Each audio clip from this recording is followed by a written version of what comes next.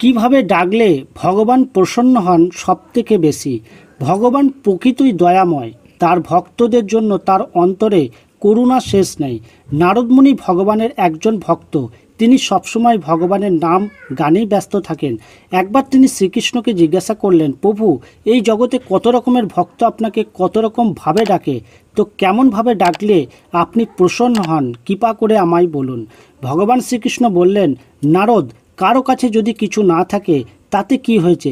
সে যদি শুধু একটি তুলসী পত্র দিয়ে শ্রদ্ধা সহকারে আমাকে ডাকে তাতেও আমি প্রসন্ন হই। তখন নারদমুনি বললেন, প্রভু, কারো কাছে যদি তুলসী পত্র না থাকে তাহলে সে কি দিয়ে ডাকবে? তখন ভগবান শ্রীকৃষ্ণ বললেন, যদি তুলসীপত্র না থাকে তাহলেও কোনো সমস্যা নেই, সে যদি একটি ফুল দিয়ে ডাকে তাতেও আমি প্রসন্ন হই। তখন নারদমুনি বললেন, প্রভু, কারো কাছে যদি ফুলও না থাকে তাহলে সে কি দিয়ে ডাকবে?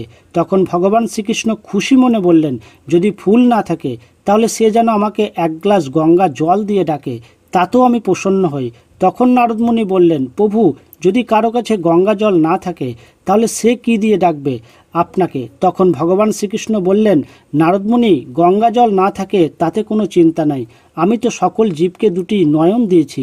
যদি কোনো ভক্ত আমাকে দু ফোঁটা নয়নের জলে আমার সেই পাদপদ্ম স্মরণ করে ডাকে, তার কাছে আমি বাধা পড়ে যাই। ভগবান শ্রীকৃষ্ণের এমন ভাব দেখে নারদ তার দু নয়নে জল রাখতে পারলেন না। প্রভু যে কত দয়াময় তা তিনি অনুভব করলেন অন্তরে। বলুন হরে কৃষ্ণ।